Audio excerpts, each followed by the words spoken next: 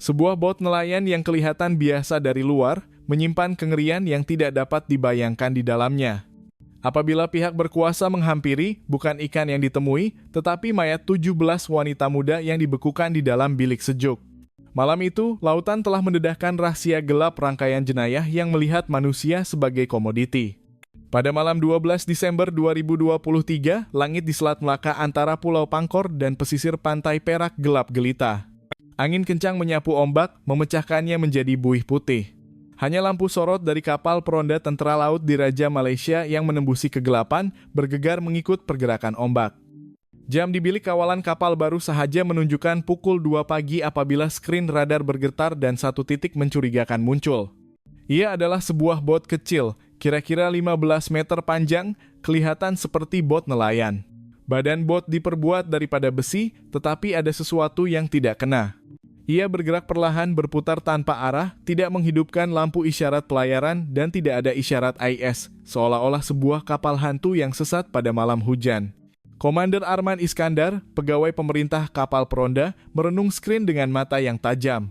Naluri seorang pegawai tentara laut yang telah berkhidmat di laut selama lebih daripada sedekat memberitahu bahwa ada sesuatu yang tidak kena. Hampiri bot itu.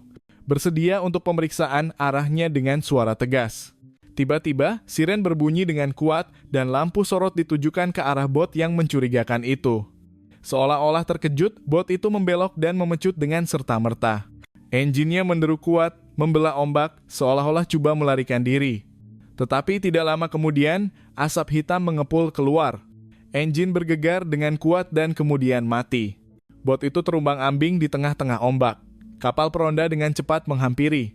Dari jauh, kelihatan 3 orang berdiri menggigil di atas dek.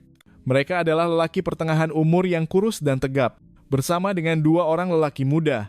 Wajah mereka pucat lesi, mata mereka penuh dengan kebimbangan. Mereka adalah Asman Kasim, 48 tahun, tekong bot dari Kuala Selangor.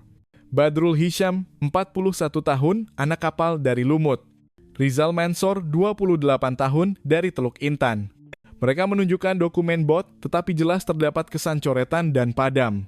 Komander Arman mengecilkan matanya. Syakwasangkanya semakin menebal. Periksa bilik sejuk, arahnya pendek dengan nada yang tajam. Pintu besi yang berat terbuka perlahan-lahan. Tetapi bukannya bau hanyir ikan laut yang biasa.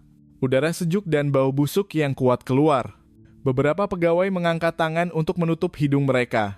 Wajah mereka tegang. Lampu sulu ditujukan ke dalam bilik yang gelap itu. Di belakang bongkah hais, beberapa beg plastik hitam besar disusun dengan kemas, seolah-olah kotak barang. Seorang pegawai memutuskan untuk menggunakan pisau untuk mengoyakkan salah satu beg. Apabila plastik itu koyak, semua orang di sana terdiam. Dari dalam beg, lengan manusia keluar putih pucat, kaku, tergantung tanpa kehidupan. Kesunyian menyelubungi. Tiada siapa yang berkata apa-apa. Beg kedua dibuka, diikuti dengan beg ketiga, dan semuanya sama. Di dalam beg-beg itu terdapat mayat wanita muda. Mayat mereka membeku, bertindih antara satu sama lain, seolah-olah hanya objek yang tidak berharga. Terdapat 17 mayat kesemuanya. 17 mayat dengan wajah yang kaku, kulit yang kebiruan, dan mata yang terbeliak. Ini bukan lagi sebuah bot nelayan. Tetapi ia telah menjadi keranda hidup yang terapung tanpa harapan. Suasana di atas dek kapal adalah menyeramkan. Tentara yang biasa menghadapi ribut dan menangkap penyeludup berkali-kali menggigil kali ini. Ada yang mengepal penumbuk untuk menahan emosi. Ada yang menundukkan kepala. Komander Arman mengeluh panjang dan berkata dengan suara serak tetapi tegas, "Kepung bot ini. Laporkan kepada markas wilayah Laut 3 di Lumut dengan segera." Sejak itu, malam hujan di Selat Melaka tidak lagi sama.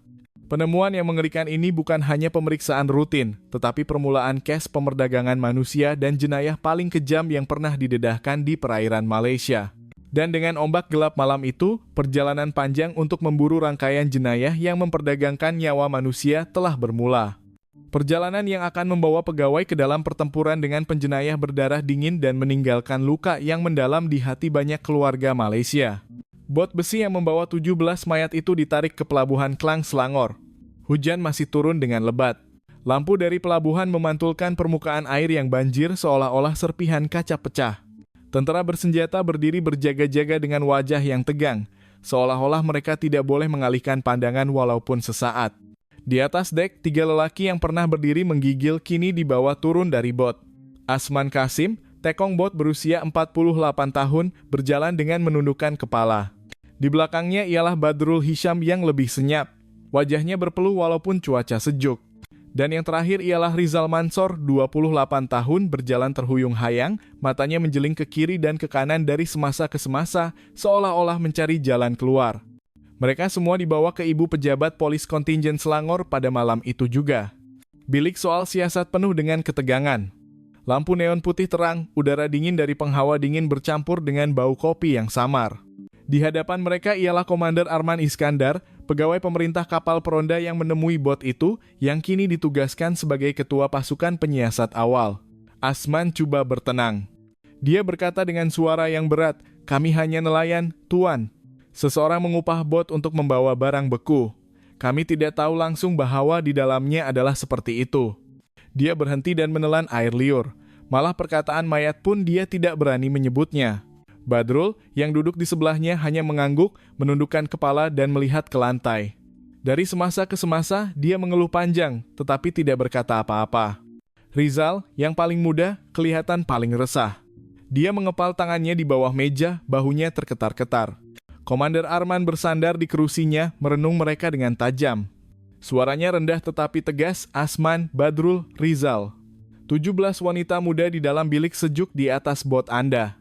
17. Bukan 1, bukan 2. Adakah Anda pikir hanya perkataan tidak tahu boleh menutup segala-galanya? Kesunyian menyelubungi. Hanya bunyi jarum jam yang berdetik di dinding. Asman menentang pandangan itu, coba bersikap tegar. Kami tidak tahu, Tuan. Kami hanya diupah untuk membawa barang. Jika di dalamnya adalah orang, ia di luar tanggung jawab kami. Barang? Arman mengetuk meja perlahan-lahan tetapi berirama. Anda memanggil manusia sebagai barang? Jangan bodoh. Dokumen bot penuh dengan kesan coretan. Laluan pelayaran tidak masuk akal. Anda berputar-putar di Selat Melaka seolah-olah menunggu sesuatu. Adakah Anda pikir undang-undang bodoh seperti Anda? Nada suaranya meninggi. Badrul tersentak, Rizal menundukkan kepalanya lebih rendah. Seketika kemudian, pegawai penyiasat membawa gambar beberapa mangsa yang dibekukan untuk ditunjukkan. Wajah mereka yang masih muda, kosong dan senyap selama-lamanya. Mereka tidak menunjukkan semua, hanya cukup untuk menggoncang hati orang di hadapan. Rizal mengangkat tangan untuk menutup muka tercungap-cungap. Asman mengetap giginya. Badrul mula menyeka peluh di pelipisnya. "Cukup," kata Arman dengan suara yang dingin.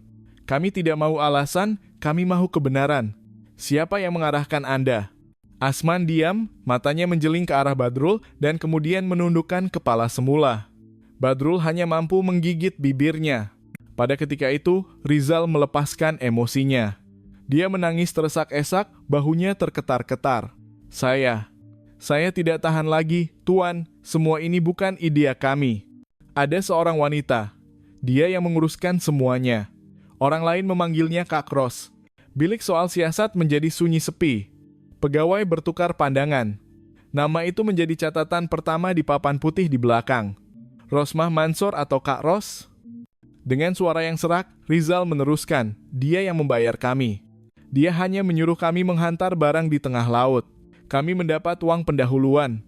Kak Ros yang menyediakan ais. Dia yang membawa barang itu ke dalam bot. Kami hanya perlu memandu bot untuk menghantar ke titik pertemuan." Air matanya masih mengalir. "Sejujurnya, saya juga syakwa sangka, Tuan. Baunya pelik, ada bau herba. Tetapi saya takut. Saya tidak berani bercakap. Mereka mengancam jika saya mulut becok, keluarga saya tidak akan selamat. Jadi saya terpaksa diam." Arman mencondongkan badannya ke hadapan.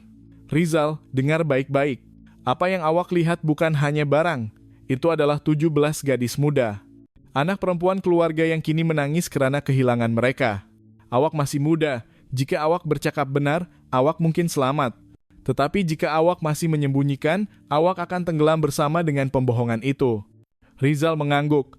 Air mata menitis di atas meja. "Saya akan menceritakan segala-galanya. Tuan, tolong lindungi keluarga saya." Arman memberi isyarat kepada pasukan untuk mencatat semua butiran. Pada ketika itu, kebenaran mula muncul sedikit demi sedikit. Nama Kak Ros menjadi sasaran utama. Tetapi itu tidak bermakna Asman dan Badrul akan terlepas. Arman berpaling untuk melihat kedua-dua lelaki itu lagi. Awak telah mendengar pengakuan Rizal, adakah awak mahu bercakap atau terus berdiam diri? Azman menundukkan kepala, rahangnya bergetar, tetapi matanya bergetar. Dia tahu pembohongannya sedang runtuh. Badrul hanya menutup matanya, seolah-olah mau menghilang dari realiti. Di luar bilik soal siasat, hujan mula reda. Tetapi di dalam, ribut baru sahaja bermula. Ribut yang akan membawa pasukan penyiasat ke jantung organisasi jenayah yang gelap, organisasi yang memperdagangkan nyawa manusia seolah-olah mereka adalah komoditi di pasar gelap. Dan pada malam itu Arman memutuskan bahwa sebaik sahaja Fajar menyingsing pasukan perubatan forensik akan mula menjalankan bedah siasat di Hospital Kuala Lumpur. Dari situlah, kebenaran mengenai puncak kematian mangsa akan didedahkan secara beransur-ansur. Pagi itu di Selangor, hujan semalam hanya meninggalkan kabus nipis yang terapung di atas pelabuhan. Tetapi di belakang tembok sejuk Institut Perubatan Forensik suasananya lebih senyap dan lebih menyeramkan daripada kekacauan di luar. Mayat mangsa yang ditemui di atas bot kini disimpan di bilik sejuk hospital. 17 mayat wanita muda yang kaku, pucat, dan senyap. Tetapi bagi pasukan perubatan forensik, mayat-mayat itu tidak senyap. Mereka adalah saksi bisu yang memegang kunci untuk mendedahkan jenayah ini. ACP Arman Iskandar berdiri di belakang cermin tebal bilik bedah siasat. Wajahnya tenang, matanya merenung katil besi tempat mayat pertama diletakkan. Dia tahu bahwa hasil bedah siasat hari ini akan menentukan hala 7 siasatan. Dr. Fauzi, seorang pakar patologi forensik yang berpengalaman, mengetuai pasukan. Dengan suara yang tenang tetapi jelas, dia menerangkan sambil menunjuk ke arah kesan pada badan mangsa, puncak kematian mungkin disebabkan oleh beberapa faktor bersama. Kekurangan oksigen di tempat yang sempit dan dos ubat penenang yang berlebihan. Terdapat kesan suntikan di lengan dan kesan ikatan yang ketat pada pergelangan tangan dan pergelangan kaki. Mangsa tidak mungkin melawan. Pembantunya menambah, apa yang lebih mengejutkan, terdapat 2 mayat dengan kesan hirisan kasar di kawasan perut. Diandaikan bahwa mungkin ada percobaan mencuri organ secara haram. Suasana di bilik pemerhatian senyap sepi. Jika itu benar, case ini bukan sahaja pemerdagangan manusia, tetapi juga berkaitan dengan pemerdagangan organ transnasional. Pada masa yang sama, pasukan pengenalan pribadi mula membandingkan ciri fisikal mangsa dengan data orang hilang. Mayat seorang gadis muda menarik perhatian. Di bahu kirinya terdapat tatu kecil imej bunga raya merah. Data dengan cepat menghubungkan tatu itu dengan laporan orang hilang dari Johor. Namanya muncul, Nurul Huda, berusia 20 tahun. Dilaporkan bahwa dia hilang bulan lepas memberitahu ibunya bahwa dia akan bekerja di sebuah pusat karaoke di Johor Bahru. Sejak hari itu keluarga tidak pernah mendengar kabar daripadanya lagi. Pagi itu, di bilik menunggu hospital, Puan Salmah, ibu Nurul Huda, duduk dengan wajah pucat lesi, matanya bengkak. Tangannya memegang erat kain batik anak perempuannya. Apabila pegawai forensik datang untuk memberitahu bahwa terdapat kesan pada mayat yang sepadan dengan anak perempuannya, Puan Salmah meraung sekuat hati. Dengan langkah yang berat, dia mengikuti pegawai itu ke bilik pengenalan pribadi. Apabila kain penutup mayat dibuka, Puan Salmah hampir rebah. Mayat anak perempuannya terbaring kaku, wajahnya dingin. Tangisan hatinya memecah ke seluruh bilik. Ya Allah, Nurul Huda anakku. Kenapa kau harus menghadapi takdir seperti ini? ACP Arman menepuk bahu Puan Salmah perlahan-lahan. Puan, kami berjanji akan menangkap orang yang bertanggung jawab atas perkara ini. Tiada siapa yang akan terlepas, walaupun seorang pun. Puan Salmah memandangnya dengan mata yang dipenuhi air mata. Tuan, jangan biarkan ibu lain menangis seperti saya. Kata-kata itu menusuk ke dalam hati setiap ahli pasukan. Mereka tahu bahwa ini bukan hanya case jenayah, tetapi seruan kemanusiaan. Bedah siasat diteruskan sehingga petang. Hasilnya adalah sama. Diberikan dos obat penenang yang berlebihan, meninggal dunia akibat kekurangan oksigen di tempat yang sempit, terdapat kesan ikatan plastik. Setiap mangsa menunjukkan corak penderaan yang sistematik. Laporan awal selesai. Dokter, Fauzi menyerahkannya kepada Arman. Terdapat bukti yang mencukupi untuk mengesahkan, Tuan. Mereka semua tidak mati secara semula jadi. Semuanya adalah tindakan yang disengajakan. Arman mengangguk. Matanya merenung laporan itu dengan tajam. Dia tahu penemuan ini akan menjadi bukti penting untuk menghancurkan sindikat ini. Nama Kak Ros yang disebut oleh Rizal semakin jelas menghubungkannya dengan kematian mangsa. Malam itu di Ibu Pejabat Polis Kontingen, papan penyiasatan penuh dengan coretan. Gambar mangsa dilekatkan dan dihubungkan dengan benang merah kepada nama Rosmah. Dari nama Rosmah, garisan lain ditarik ke tanda soal besar. Siapa di belakang Rosmah? Arman berdiri di hadapan papan itu untuk masa yang lama. Tangisan Puan Salmah masih bergema di telinganya. Dia tahu perjalanan untuk menghancurkan sindiket ini baru saja bermula. Dan malam esok, rancangannya sudah jelas. Menyamar ke kawasan hiburan Bukit Bintang di Kuala Lumpur.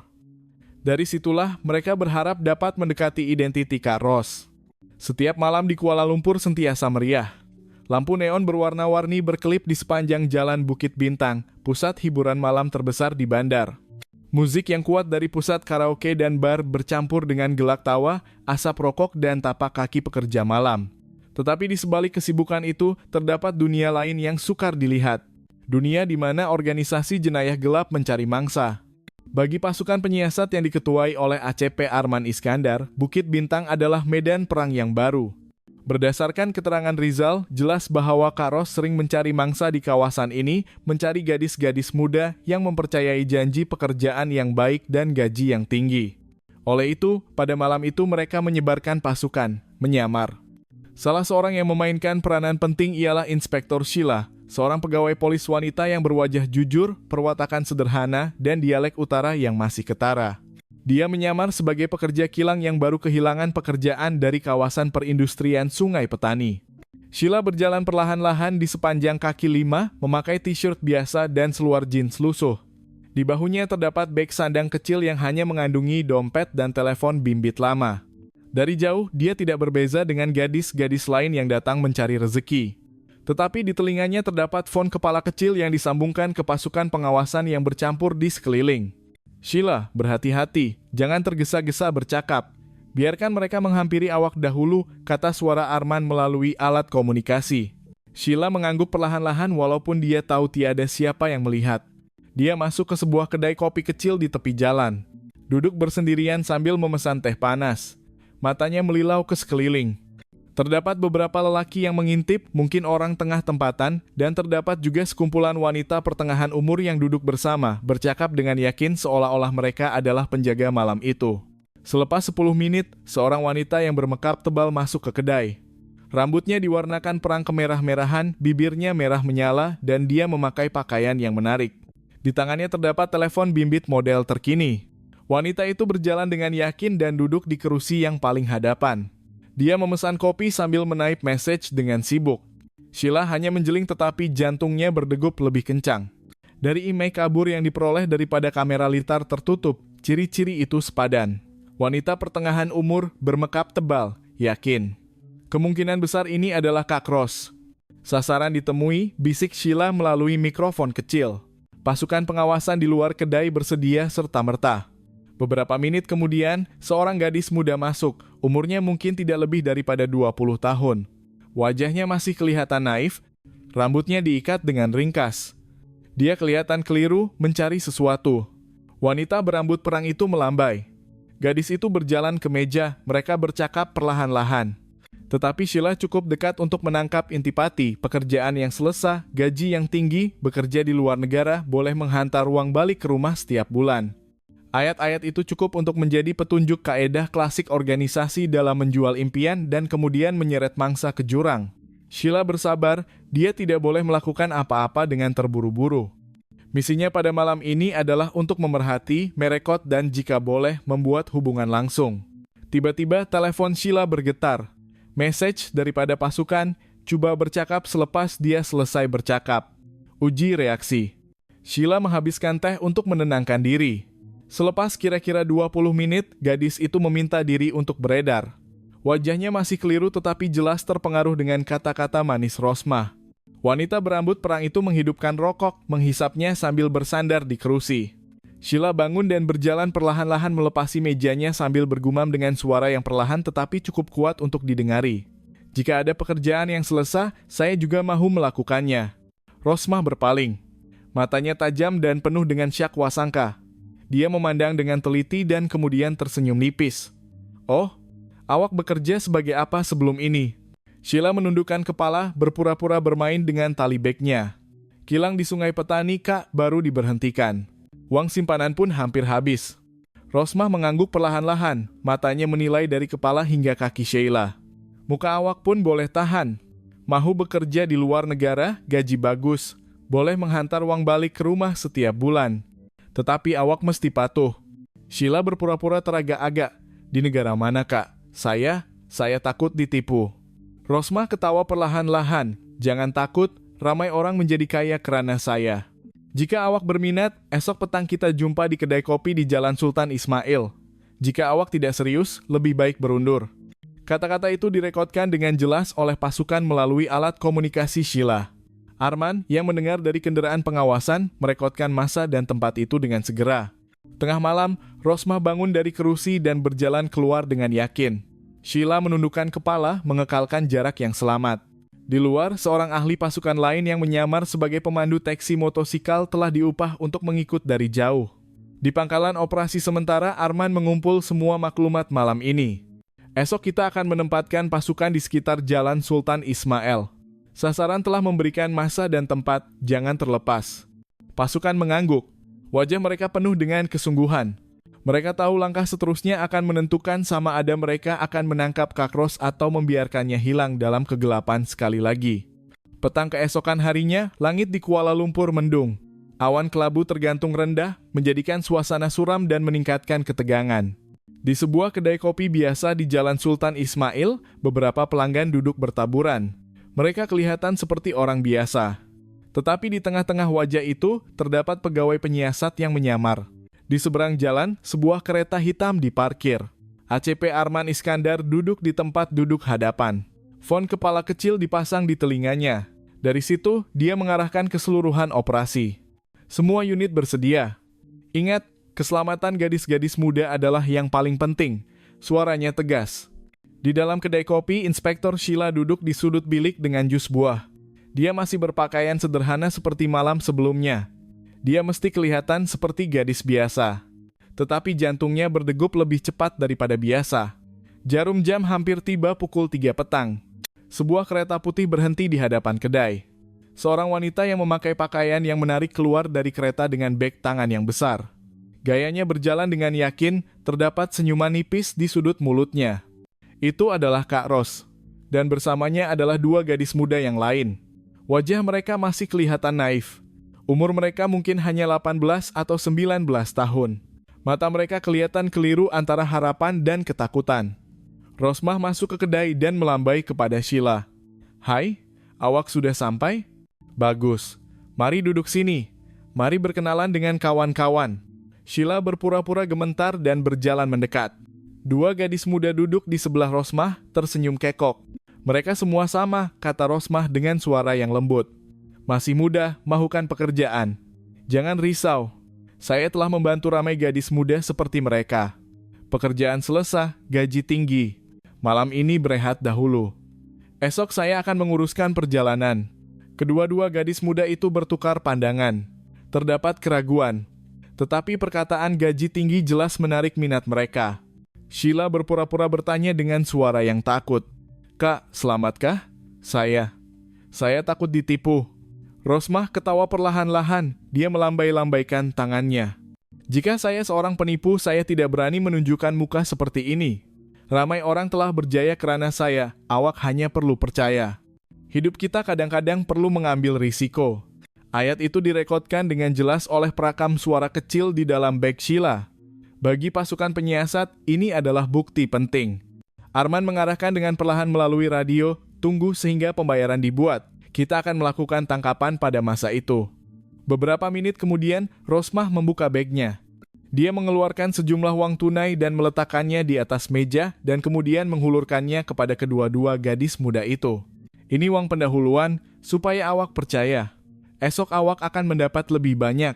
Itulah isyarat yang ditunggu oleh Arman. Dia berkata sepatah perkataan, masuk. Dalam sekelip mata, pasukan bergerak. Lelaki yang menyamar sebagai pelanggan dengan cepat memasang gari pada Rosmah dari belakang. Dua orang pegawai lain menjaga pintu. "Polis, jangan bergerak." Rosmah menjerit terkejut, coba meronta. "Awak tiada bukti. Saya hanya menawarkan pekerjaan." Kedua-dua gadis muda itu kaku. Wajah mereka pucat lesi. Sheila dengan cepat memegang tangan mereka, menenangkan dengan suara yang lembut. "Bertenang, Awak selamat, kami polis, tiada siapa yang akan membawa awak kemana-mana. Air mata mengalir membasahi pipi salah seorang gadis. Saya hampir mempercayainya, Kak. Sheila mengangguk, air mata bergenang. Bertuah kerana mereka selamat sebelum terlambat. Rosmah masih coba melawan. Saya tidak bersalah, ini semua fitnah. Pada ketika itu Arman berjalan masuk. Dia meletakkan file gambar di atas meja. Ia adalah gambar mangsa yang ditemui di atas bot, termasuk Nurul Huda dengan tatu bunga raya. Tatapan matanya tajam, cukup, Rosmah. 17 nyawa telah bercakap, malam ini giliran awak untuk menjawab. Senyuman Rosmah hilang. Wajahnya pucat lesi. Matanya terkejut, dia tahu permainan telah berakhir. Pelanggan di kedai berbisik, mereka menyadari bahwa mereka baru saja menjadi saksi dalam operasi yang besar. Tetapi pasukan polis masih bekerja secara profesional, mengawal keadaan tanpa menyebabkan kekacauan. Di luar, hujan mula turun renyai-renyai. Rosmah dibawa keluar dari kereta. Tertuduh masih coba menafikan. Dua gadis muda yang hampir menjadi mangsa dipeluk oleh Sheila. Mereka terketar-ketar tetapi selamat. Arman berdiri di bawah payung, melihat semua imei itu dengan wajah yang dingin. Dalam hatinya, dia tahu bahwa penangkapan Rosmah hanyalah permulaan, karena dari siasatan awal, nama lain akan muncul. Seorang individu misteri warga asing yang dikenali sebagai Ali Lim, bayang-bayang yang berada di belakang Rosmah. Rosmah bukan penghujungnya, gumamnya perlahan. Dia hanyalah pintu kepada rangkaian yang lebih kejam. Malam itu, ibu pejabat polis di Kuala Lumpur penuh dengan kesibukan. Penangkapan Kak Ros baru saja selesai. Tetapi kerja keras pasukan penyiasat masih jauh dari selesai. Di bilik soal siasat yang sejuk dan terang, Rosmah duduk dengan Gary di atas meja.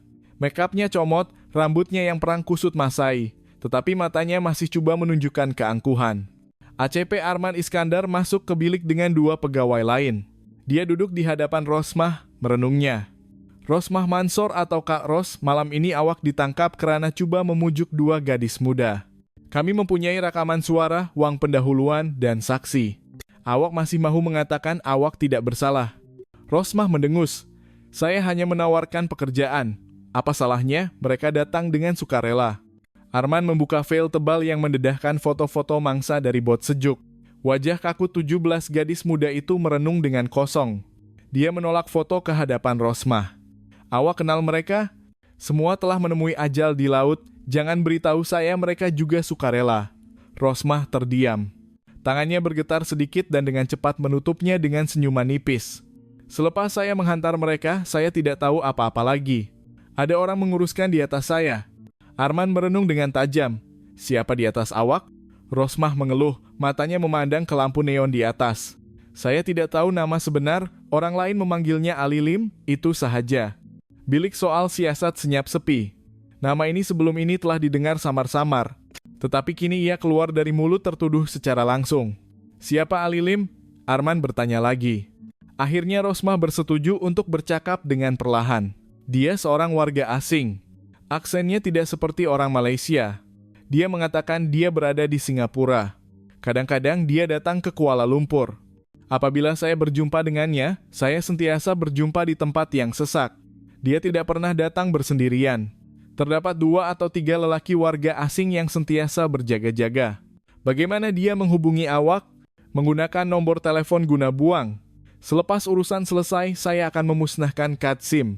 Kadang-kadang orangnya menghantar message. Saya hanya mengikuti arahan. Mencari gadis muda, menjanjikan pekerjaan.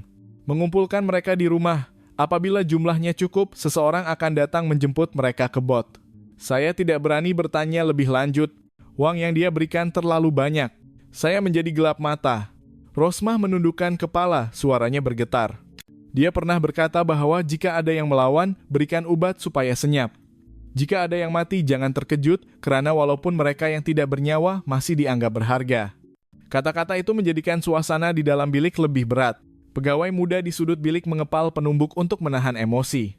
Arman mencondongkan badannya ke hadapan. Ini bermakna awak tahu dari awal bahwa ini bukan pekerjaan biasa. Awak terlibat dalam menyeret gadis-gadis muda ini ke kematian. Air mata bergenang di ekor mata Rosmah. Saya tahu, tetapi saya takut. Saya hanya alat. Arman masih dingin. Sama ada awak adalah alat atau tidak, tetapi darah 17 nyawa telah mengotori tangan awak. Rosmah terdiam. Keangkuhan yang coba dikekalkannya telah runtuh. Selepas lama berdiam diri, dia berbisik, "Saya pernah mendengar bahwa Alilim mempunyai gudang rahasia di sekitar pelabuhan lama di Pandamaran. Saya tidak pernah masuk, tetapi orangnya berkata bahwa tempat itu penting, bukan sekadar gudang biasa." Maklumat baru direkodkan di papan penyiasatan dengan serta-merta. Gudang Pandamaran Alilim, Arman bangun dan berdiri merenung Rosmah sekali lagi. Jika awak mahu hukuman diringankan, katakan semua yang awak tahu. Tetapi jangan lupa bahwa 17 nyawa tidak boleh dipadamkan dengan sebarang alasan. Rosmah menundukkan kepala. Bahunya terketar-ketar, dia tidak menjawab apa-apa. Apabila Arman berjalan keluar dari bilik soal siasat, dia berhenti seketika. "Kita sudah mendapat nama Alilim. Ini adalah kunci penting. Mulai sekarang, kita akan menuju ke Pandamaran." Malam itu, papan putih di ibu pejabat polis kontingen penuh dengan garis merah baharu. Dari gambar Rosmah, garisan tebal ditarik ke nama warga asing itu. Alilim. Bayang baharu muncul, lebih besar dan lebih gelap daripada sebelumnya. Seseorang yang sedikit orang mengenali wajahnya, tetapi jejaknya dapat dirasakan dalam setiap tragedi. Dan kini, hala tuju siasatan sudah jelas. Menuju ke gudang rahasia di Pandamaran. Pelabuhan lama Pandamaran terletak di pinggir pelabuhan Klang. Dahulu sibuk dengan kapal pengangkut barang kecil, tetapi kini sebagian besar kawasan itu senyap dan terbiar. Terdapat banyak gudang lama yang ditinggalkan. Warna dinding mengelupas, pintu besi berkarat, dan jalan yang retak memberikan perasaan yang menakutkan, terutamanya pada waktu malam. Tempat seperti ini amat sesuai untuk organisasi jenayah bersembunyi. Malam itu, pasukan penyiasat yang diketuai oleh ACP Arman Iskandar bergerak dengan berhati-hati. Berdasarkan maklumat daripada Rosmah, Alilim mempunyai gudang rahasia di kawasan ini. Sejak petang, pegawai telah menyebarkan pasukan. Ada yang menyamar sebagai nelayan, buruh pelabuhan, atau bahkan penjual makanan bergerak. Inspektor Sheila berpakaian ringkas seperti buruh pelabuhan. Rambut diikat, wajah tanpa makeup. Dia membawa termos air seolah-olah datang menjual minuman kepada pekerja pada waktu malam. Dari titik pengawasan, Arman melihat melalui teropong. Sebuah gudang kelabu adalah mencurigakan. Pintu besi besar dikunci rapat. Terdapat beberapa lelaki tegap yang berjaga-jaga. Pergerakan mereka kelihatan teratur. Mata mereka penuh dengan kewaspadaan. Jelas bahwa mereka bukan buruh biasa. Sasaran ditemui, bisik Arman melalui radio. Semua unit kekalkan kedudukan. Tidak lama kemudian, seorang pegawai dalam pasukan yang menyamar sebagai pemandu lori kosong melaporkan, "Tuan, terdapat beberapa peti kayu besar yang dibawa masuk. Tiada tanda kastam, ditutup dengan ketat." Arman mencatat dengan cepat. Aktiviti tanpa dokumen kerajaan meningkatkan syak wasangka. Sheila bergaul dengan pekerja lain. Dia menawarkan minuman sambil mendengar perbualan ringkas. Kapal akan tiba esok malam. Barang mesti siap sebelum subuh. Perkataan kapal membuatkan darahnya mengepam. Korak yang sama nampaknya akan berlaku sekali lagi. Dalam celah kecil, Sheila melihat sebuah karung bergerak. Seolah-olah ada sesuatu di dalamnya. Jantungnya berdegup kencang. Mungkinkah ada orang di dalam karung itu? Dia menghantar isyarat melalui radio serta-merta. "Tuan, berkemungkinan besar itu bukan barang. Mungkin mangsa yang masih hidup." Seluruh pasukan menjadi tegang serta-merta. Arman menahan, "Belum lagi. Malam ini kita kumpulkan maklumat dahulu. Esok apabila kapal tiba, kita akan melakukan serbuan. Keutamaan adalah menyelamatkan mangsa." Pada masa yang sama, sebuah kereta sedan hitam keluar dari kawasan gudang. Seorang lelaki memegang veil hitam naik ke dalam kereta. Arman mengarahkan dengan cepat, unit 2 ikut dari jauh. 2 orang pegawai menaiki motosikal, mengikut sehingga ke pusat bandar Kuala Lumpur untuk memastikan arah kereta. Laporan ringkas masuk. Kereta menuju ke sebuah hotel kecil berhampiran Pantai Morib. Dipercayai sebagai tempat tinggal ahli rangkaian. Maklumat itu direkodkan sebagai bukti tambahan serta-merta. Kira-kira pukul 2 pagi aktiviti di gudang mula reda. Lampu sorot dimatikan, pengawal bergilir-gilir masuk dan keluar. Pandamaran kembali dalam kegelapan sekali lagi. Hanya bunyi ombak yang dapat didengari dari jauh. Arman memberikan arahan terakhir malam itu. Semua unit berundur perlahan-lahan.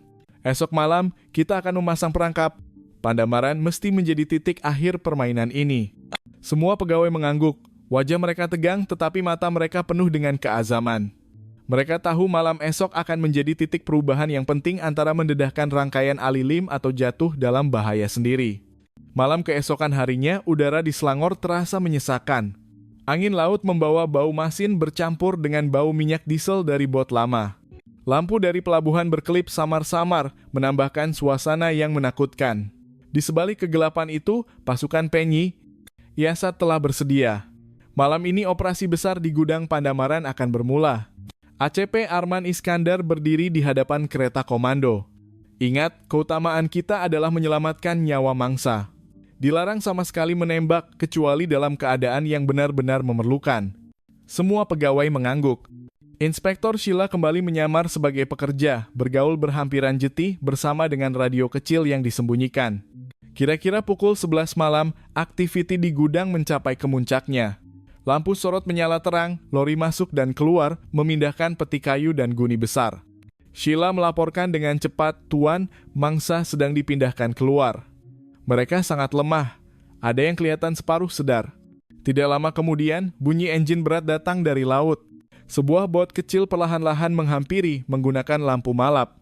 Beberapa lelaki bersenjata keluar, bersedia untuk memindahkan barang. Arman mengangkat tangannya. Sekarang. Dari semua arah, pasukan polis menyerbu masuk. Jeritan arahan bergema di seluruh kawasan. "Polis, jangan bergerak." Keadaan bertukar menjadi huru-hara. Pengawal berlari bertempiaran. Ada yang coba mengangkat senjata. Pekerja lain panik melarikan diri dari gudang. Tembakan amaran kedengaran memekakan telinga, menyebabkan ramai yang meniarap di atas tanah. Di tengah-tengah kekeliruan, Sheila berlari ke timbunan guni. Dia menggunakan pisau untuk memotong tali dengan cepat. Dari dalam, seorang gadis muda terbaring lemah. "Awak selamat," bisiknya sambil memegang tangan gadis itu. Pegawai lain membantu membuka guni yang lain. Mangsa yang terdedah dipindahkan ke ambulans yang menunggu. Tangisan dan rintihan mangsa kedengaran di tengah-tengah huru-hara. Sementara itu, Arman berdepan dengan 3 lelaki bersenjata yang coba melarikan diri ke arah jeti. "Letakkan senjata," jeritnya. 2 orang menyerah diri, tetapi seorang lagi terus berlawan. Pergelutan singkat berlaku sebelum lelaki itu dilumpuhkan dan digari. Dalam masa kurang daripada 20 menit, kawasan gudang telah dikawal sepenuhnya. Berpuluh-puluh orang telah ditangkap, tangan mereka dikunci dengan gari. Tetapi satu perkara yang jelas, Ali-Lim tidak berada di sana. Arman masuk ke gudang. Bilik itu lembab dan berbau busuk. Di sudut bilik terdapat kerusi lipat, asbak yang penuh dengan puntung rokok, dan botol minuman mahal yang tinggal separuh. Itu adalah petanda bahwa orang penting baru sahaja berada di sini. Dia mengepal penumbuk, dia tahu, dia sengaja tidak muncul pada malam ini. Sheila masuk bersama dengan 2 mangsa yang baru diselamatkan. Wajahnya penat tetapi matanya penuh dengan kelegaan. Sekurang-kurangnya mereka selamat, Tuan. Bukan semua yang sia-sia. Arman memandang mangsa yang menggigil dalam pelukan pegawai perubatan dan mengangguk. "Ya, tetapi kita belum selesai, bayang-bayang yang paling besar masih bebas." Apabila fajar menyingsing, mangsa dibawa ke hospital. Mereka lemah, ada yang masih tidak sadarkan diri akibat dadah, tetapi nyawa mereka selamat. Sementara itu, dokumen yang ditemui di dalam gudang menunjukkan jadwal kapal dan semua rekod pembayaran, semuanya menunjuk ke satu nama, Ali-Lim. Malam yang panjang di Pandamaran berakhir dengan kemenangan besar tetapi tidak sempurna. Rangkaian itu mula runtuh, mangsa diselamatkan, beberapa pelaku ditangkap, tetapi dalang utama masih licik. Pemburuan masih diteruskan. Pagi itu ibu pejabat polis kontingen Selangor penuh dengan kesibukan. Selepas serbuan di gudang Pandamaran, berpuluh-puluh suspek telah ditangkap dan kini duduk di dalam sel dengan wajah tegang dan mata yang cemas. Ada yang coba bersikap tenang, tetapi ada yang pucat lesi karena ketakutan.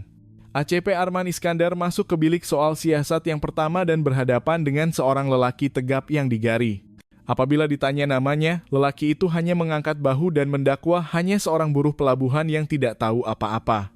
Arman meletakkan gambar guni yang mengandungi mangsa di atas meja, menekankan bahwa buruh biasa tidak akan mengangkut manusia di dalam guni. Tetapi lelaki itu tetap berdegil, menyebabkan Arman memutuskan untuk meninggalkan bilik itu karena dia tahu orang seperti itu sukar dipujuk untuk bercakap. Di bilik seterusnya, seorang lelaki muda kelihatan lebih resah.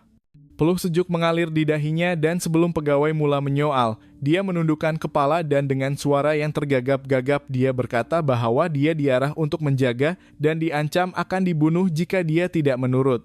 Arman memandangnya dengan tajam dan bertanya siapa yang mengarahkannya. Dengan suara yang terketar-ketar, lelaki itu menjawab bahwa orang dalam rangkaian sering bercakap tentang seorang warga asing bernama Lim. Dia tidak pernah bercakap dengannya secara langsung.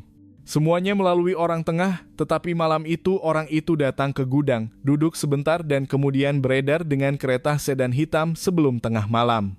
Pengakuan itu menjadikan suasana lebih tegang, karena ia bermakna dalang utama berada hanya beberapa jam dari serbuan. Apabila disoal siasat lebih lanjut, lelaki itu mengakui bahwa dia tidak tahu dengan pasti kemana kereta itu pergi, tetapi biasanya ia menuju ke arah Kuala Lumpur, ke sebuah hotel kecil. Dari situ, orang lain berkata bahwa terdapat laluan rahasia yang boleh digunakan untuk menyeberang ke Singapura. Maklumat ini sepadan dengan laporan unit pengawasan pada malam sebelumnya yang mengesan kereta sedan ke arah Kuala Lumpur. Di bilik soal siasat yang lain, seorang pemandu lori akhirnya bersetuju untuk bercakap. Suaranya perlahan dan penuh dengan ketakutan, seolah-olah dia masih seram dengan apa yang pernah dilihatnya. Dia mengakui hanya bertugas memandu lori untuk menghantar barang, tetapi dia tahu barangnya bukan hanya wanita, tetapi terdapat juga perkara yang tidak sepatutnya ada. Dia pernah melihat darah menitik keluar dari salah satu peti kayu. Kata-kata itu menjadikan bilik itu sunyi seketika. Arman mengepal penumbuk untuk menahan kemarahan. Dia kini tahu bahwa rangkaian ini lebih kejam daripada yang dijangkakan. Bukan sahaja pemerdagangan manusia, tetapi juga termasuk aktiviti gelap yang lebih menakutkan yang melibatkan tubuh manusia. Siasatan sepanjang hari perlahan-lahan menyusun teka-teki. Dari keterangan yang berbeza, gambar yang lebih jelas muncul.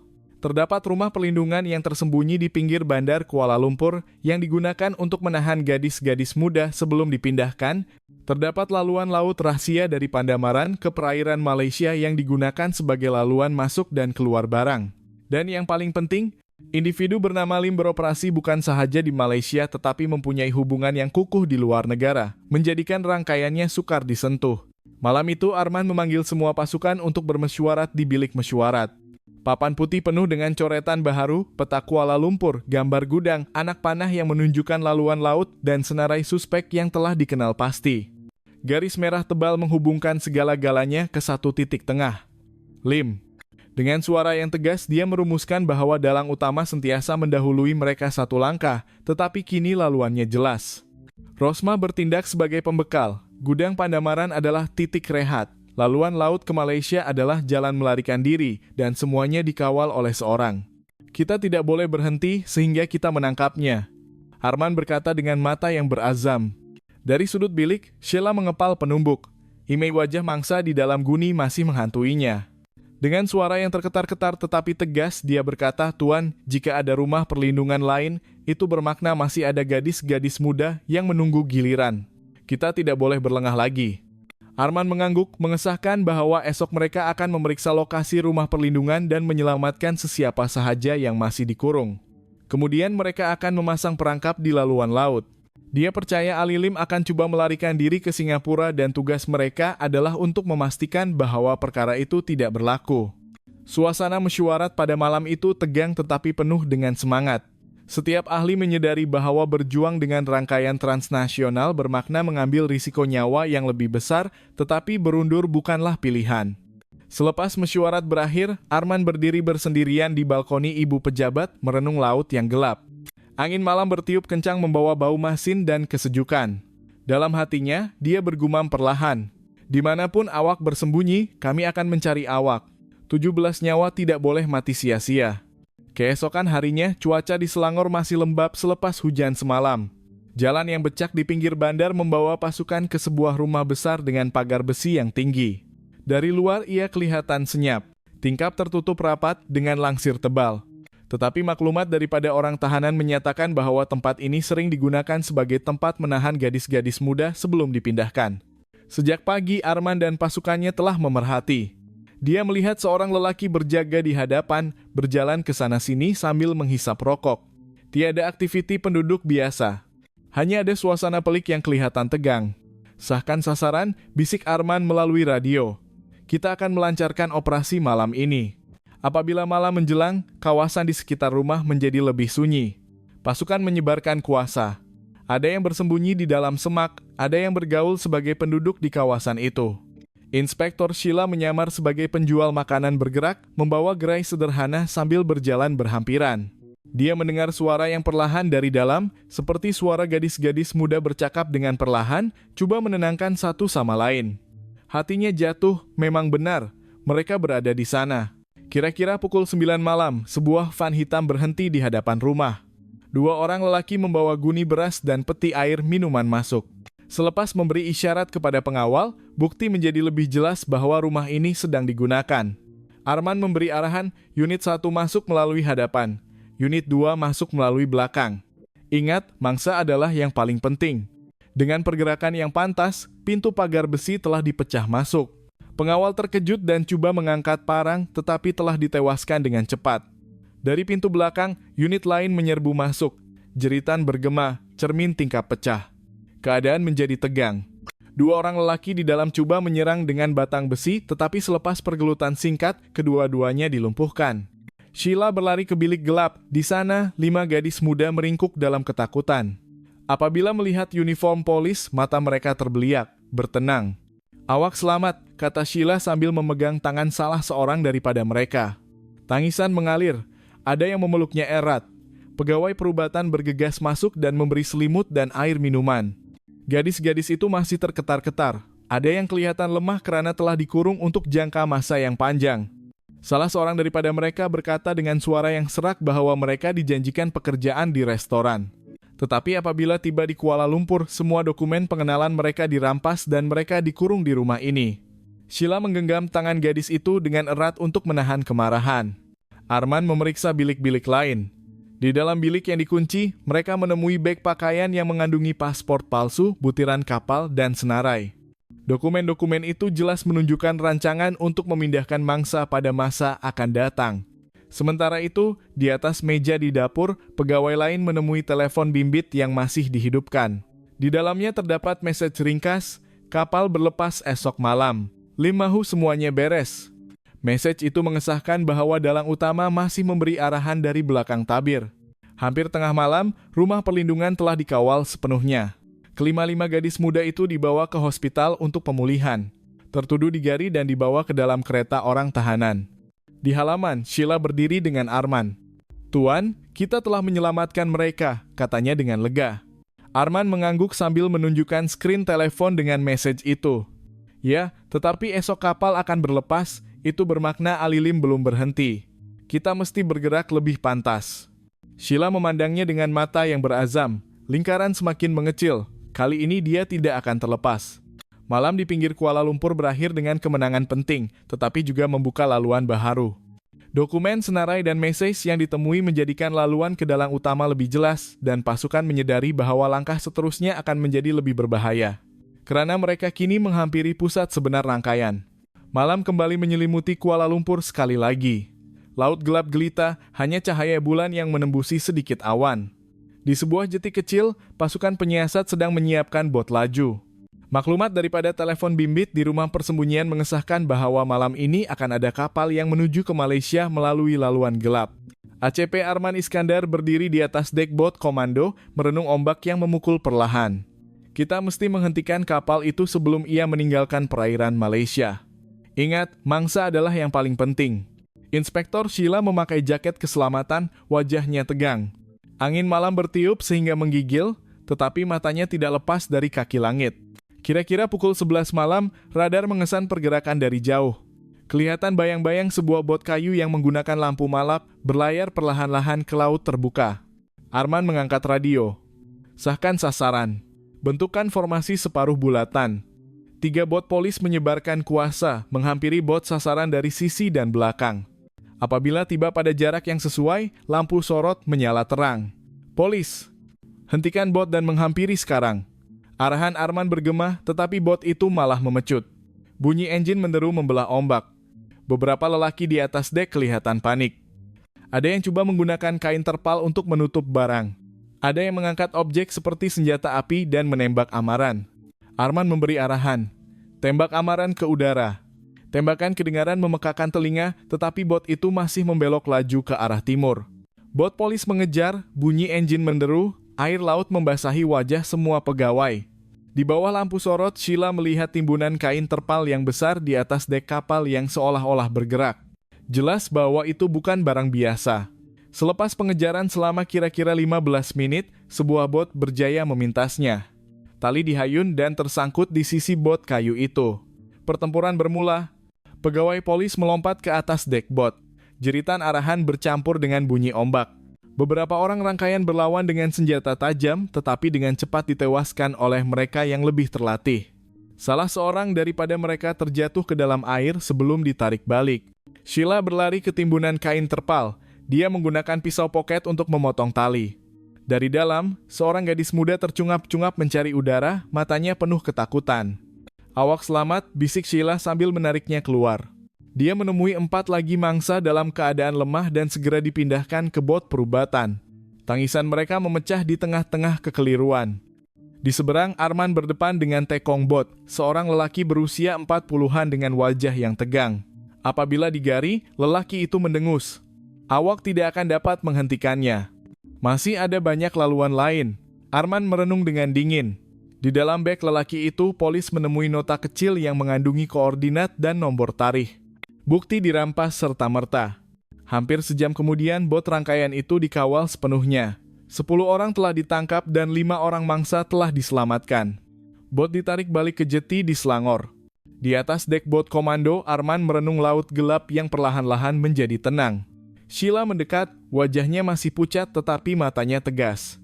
Setiap kali kita menangkap mereka, ada nyawa yang diselamatkan. Kita berada di laluan yang betul. Arman mengangguk sambil memandang nota yang renyuk di tangannya. Koordinat ini mungkin menjadi kunci kepada tempat persembunyian Ali Lim. Lingkaran semakin mengecil. Malam itu perairan Selangor menjadi saksi bahwa sebuah organisasi jenayah telah kehilangan satu kapal. Mangsa telah mendapat harapan baharu dan polis telah mendapat petunjuk yang akan membawa mereka selangkah lebih dekat kepada dalang utama. Koordinat yang renyuk dari beg tekong dianalisis oleh pasukan teknikal serta-merta. Titik itu menunjukkan kawasan terpencil di kawasan terpencil berhampiran Paya Bakau yang jarang dikunjungi penduduk tempatan. Daripada gambar satelit, kelihatan sekumpulan bangunan kayu di tepi sungai, seolah-olah sengaja dibina untuk bersembunyi. ACP Arman Iskandar merenung peta digital sambil mengerutkan kening. Jika ini benar-benar pangkalan arahan darat mereka, Ali Lim mungkin pernah bersembunyi di sana. Tetapi kita mesti bersedia. Di sini berisiko mempunyai perangkap. Malam itu, pasukan bergerak melalui jalan tanah yang berlumpur. Kereta berhenti di tepi sungai.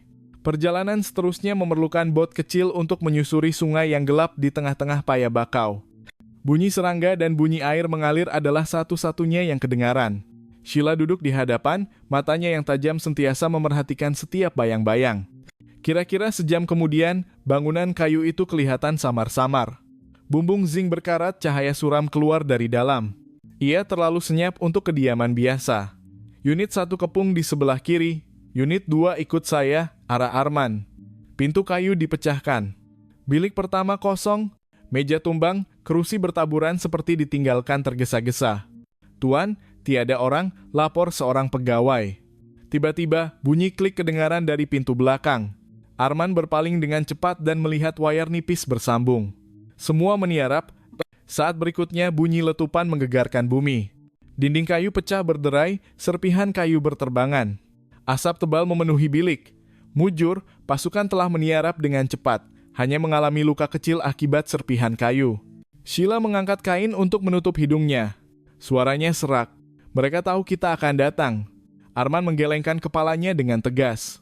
Ini bukan pangkalan utama, tetapi mesti ada sesuatu yang mereka tinggalkan. Pasukan memeriksa runtuhan bangunan. Di dalam almari, mereka menemui file yang mengandungi gambar kapal dan rekod keuangan dengan anak panah menunjuk ke jeti kecil di luar bandar. Di atas meja terdapat telepon bimbit yang separuh rosak tetapi masih mengandungi mesej terakhir. Kapal peronda akan meronda keselamatan laluan malam ini. Tidak lama kemudian, bunyi engine bot menghampiri. Dari tingkap mereka melihat 2 buah kapal berlayar dengan lelaki bersenjata di atas kapal. Ternyata kapal peronda rangkaian itu datang memeriksa pangkalan. "Jika mereka masuk, kita akan terperangkap," bisik Sheila. Arman berpikir dengan pantas. Unit 1 campak bom asap ke dalam sungai. Kita akan berundur melalui Paya Bakau. Asap putih mengepul menghalang penglihatan. Bunyi jeritan kedengaran dari arah kapal. Tembakan dilepaskan secara rambang. Di tengah-tengah kekeliruan, pasukan berlari menembusi Paya Bakau. Kaki tenggelam di dalam lumpur, dahan kayu mencakar wajah. Tetapi mereka masih marah ke hadapan. Bunyi tembakan mula menjauh. Asap membantu mereka mempunyai ruang untuk melarikan diri. Selepas hampir setengah jam, mereka tiba di bot sandaran yang diparkir di sungai kecil. Engine dihidupkan, bot berlayar dengan pantas, meninggalkan tempat kejadian di belakang. Di atas dek bot, semua orang senyap. Wajah letih, pakaian penuh dengan lumpur. Sheila menggenggam veil yang dirampas. Kita hampir terperangkap tadi, Tuan. Arman memandangnya dan kemudian berpaling memandang semua anggota pasukan. Ya, Alilim memang licik, tetapi lihat ini. Dia membentangkan dokumen itu. Dokumen menunjuk ke jeti kecil di luar bandar. Itu mungkin laluan terakhirnya. Malam di Paya Bakau berakhir dengan kelegaan. Perangkap-rangkaian gagal mencederakan pasukan dan malah meninggalkan petunjuk baharu. Lingkaran yang mengepung Alilim semakin mengecil. Jeti kecil di luar bandar kelihatan tenang pada siang hari.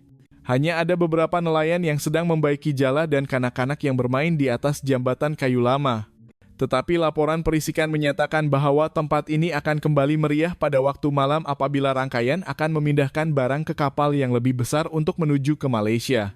Sejak petang, ACP Arman Iskandar dan pasukannya telah menyiapkan strategi. Peta jeti dibentangkan di atas meja di dalam kereta komando. Kapal utama akan berlepas melalui laluan ini, katanya sambil menunjuk ke garisan merah pada peta. Unit 1 tutup laluan laut. Unit 2 dan 3 kepung jalan darat. Kita mesti memastikan tiada siapa yang terlepas. Inspektor Sheila berdiri di sebelah mendengar dengan teliti.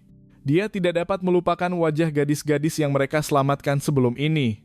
Tuan, ada kemungkinan masih ada mangsa di atas kapal itu. Kita mesti bergegas, katanya dengan tegas. Malam menyelma. Angin laut membawa bau minyak diesel dan ikan masin. Lampu dari jeti mula menyala samar-samar. Dari jauh kelihatan aktiviti yang mencurigakan. Lori masuk ke jeti, menurunkan peti besar dan karung. Beberapa bot kecil berlayar ke sana-sini untuk memantau keadaan.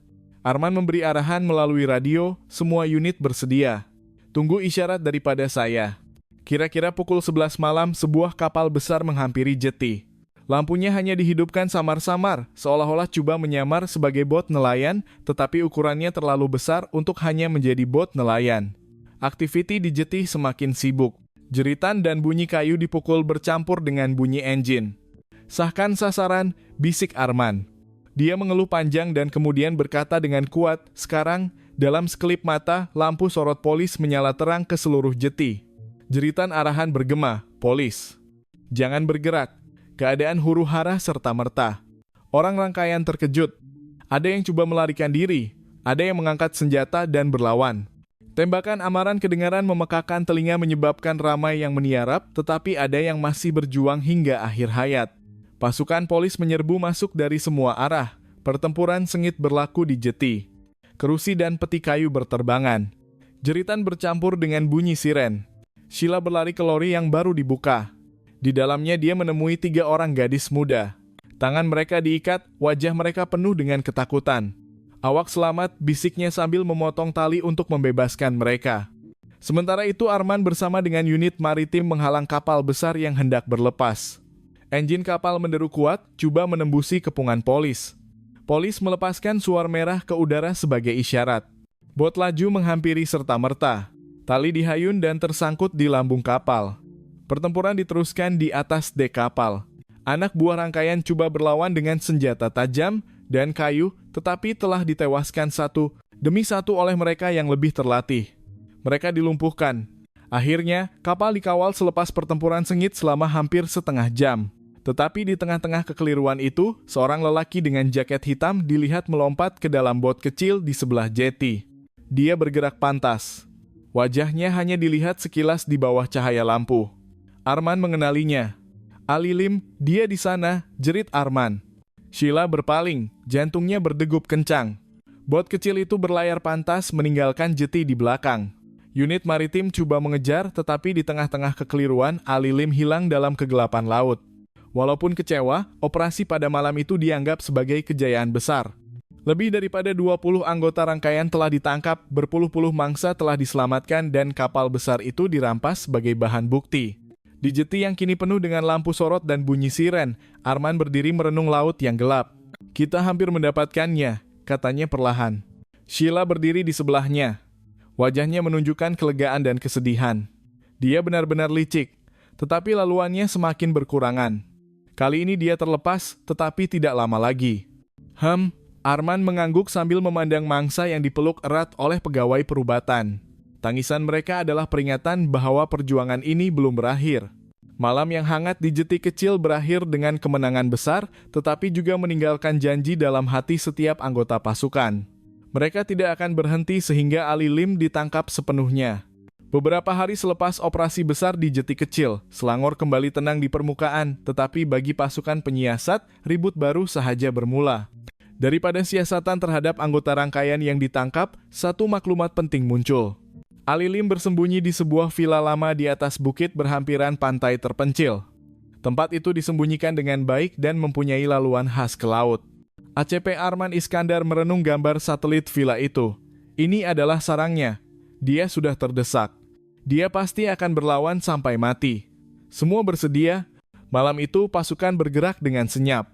Kereta berlayar perlahan-lahan di sepanjang jalan tanah menuju ke bukit. Angin laut bertiup kencang, membawa bau masin bercampur dengan kelembapan hutan. Sheila duduk di tempat duduk belakang. Jantungnya berdegup kencang. Inilah masanya, pikirnya. Apabila tiba berhampiran destinasi, mereka berjalan kaki menembusi semak.